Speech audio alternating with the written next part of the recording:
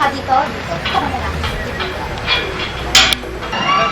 Actually, nung una kong tingin dun sa Diwata Towers, para siyang mababa. Pero nung time na nandun na kami sa may pinakataas, yun na, nalula na ako kasi kita ko na lahat. As in, kita ko buong park. Ang ganda.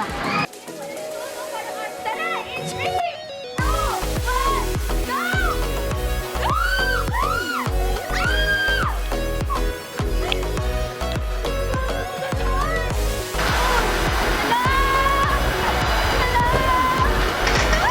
Actually, ako hindi ko maiwasan na hindi pumikit at hindi sumigaw kasi sobrang extreme nung ride na, yung ride kanina na roller coaster. Ang sakit niya sa tiyan na parang yung parang kinikiliti ka na hindi mo maramdaman. So ako, hindi ko mataas yung kamay ko. Tapos ang ginagawa ko lang, sumisigaw lang ako.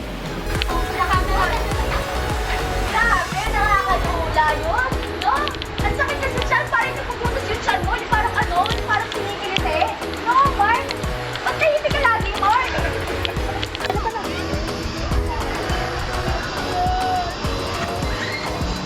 Yung papunta pa lang kami dito sa Space Force, doon na ako kinabahan kasi nakikita ko na siya na parang sabi ko, oh my God, umiikot siya, may hilo ako dito, baka mamaya after nito masuka ako.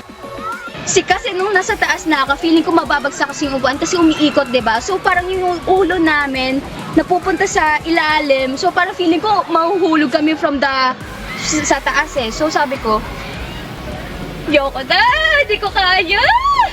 Ayoko na ulitin. Actually, first time ko yan eh. First time ko sakyan yung ganyang ride sa buong buhay ko. Kaya sabi ko, ito na yung last. Marami po kaming exclusive content para sa inyo. Just visit gmnetwork.com/entertainment at i-follow kami sa aming official Facebook, Instagram, X, TikTok at YouTube accounts.